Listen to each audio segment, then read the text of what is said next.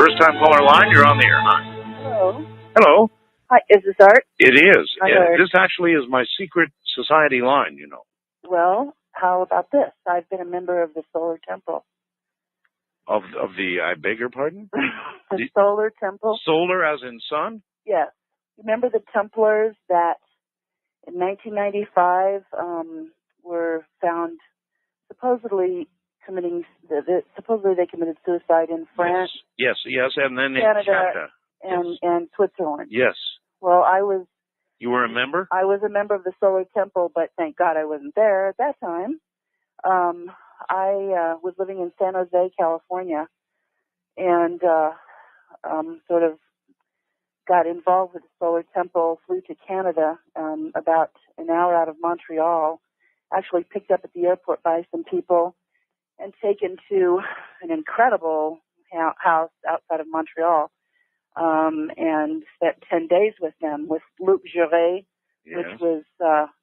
May I back you up just a little bit? What compelled you to become interested in and approach the Solar Temple? I was invited to attend a presentation about the Templars at actually a Unity Church in San Jose, and you know, they said they were an organization. You know, if you go all the way back to medieval times, we know who the Templars were, but they're saying that the Templars, there have been resurgences of Templar activity over the centuries, and that this Templar organization was an organization that would be helping people on Earth to kind of transform their lives, getting ready for the new millennium. In other words, doing good work, good works for people and helping people kind of change their lives and do good things. Yeah. It was very kind of an interesting 10 days. So that was the front. Obviously, I mean, that was the front. Well, apparently, and basically... Did you, when you went to Montreal, did you get any hint of what lay beyond? No. I mean, they presented themselves as, a very, very good organization. I never got anything of this doomsday cult, nothing. There was none of that. And see, that's why when it comes to some of these other organizations that claim to be doing nothing but good, I won't name any, I'm frankly a little suspicious. And we all know what happened with the Solar Temple people. And, oh, my God, absolutely. Sure. And there was a front of doing good and helping people prepare for the new millennium, but behind it all, there was something very different. Sure. And they did. One thing that I found very strange was that I found out that shortly before all these suicides, which I find it hard to believe people killed themselves by tying their hands behind their backs and putting paper or plastic bags over their heads. Some of them died supposedly of gunshot wounds, poisoning, whatever. But I heard that $82 million was transferred out of their coffers to Australia right before this whole thing happened, which I thought was a little weird. Really? Yeah, because, in medieval times, the Templars were the bankers. Yeah. And this, Philip the Fair and this whatever the Pope was at the time, the Templars fell in disfavor with them, and so they started all these rumors about the Templars being homosexuals and a cult and Satan worshippers, and so they started burning them at the stake. And just to give you an idea of an odd thing, one of the first Templars was Jacques de Molay, and in the Masonic order, the young men, the organization of young men in the Masonic order is the de Molay. And another thing, in the Masonic order, one of the highest degrees is the Templar degree.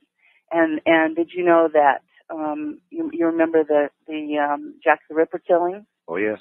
Well, there have been talk, or back in history, that possibly Jack the Ripper was a Mason because... Oh, I know. As a matter of fact, I read that at the beginning of the program. One of the rituals, one of the rituals in the Masonic order was that disemboweling, which is kind of, not a real fun thing to do. But anyway, I also, I've also been a Rosicrucian for many years.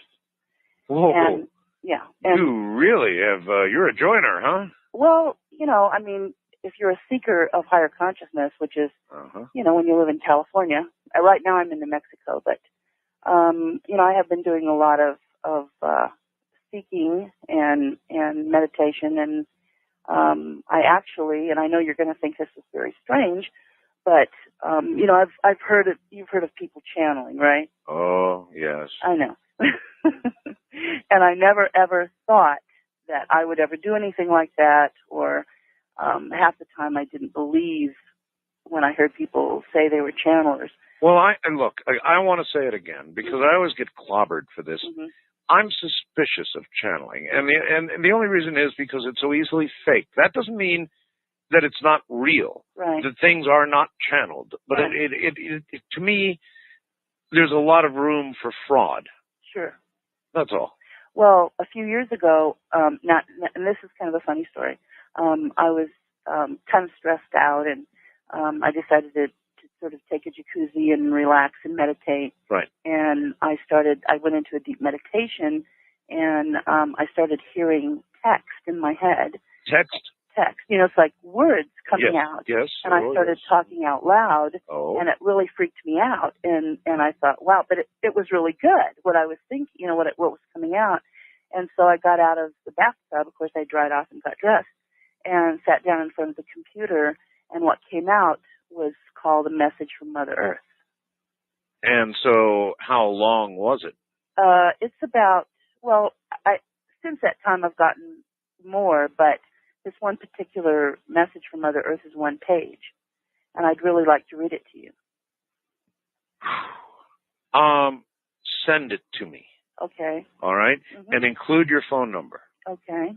And I'm writing a book called Handbook for Humanity, which I've been getting. It's sort of, I guess you could say, it's like if God said, you guys have been hanging out there for a long time. You've messed up a little bit. Maybe I should have given you a little guidebook. Here it is. So that's kind of what it is. And I'll just fax you the first few chapters of that too.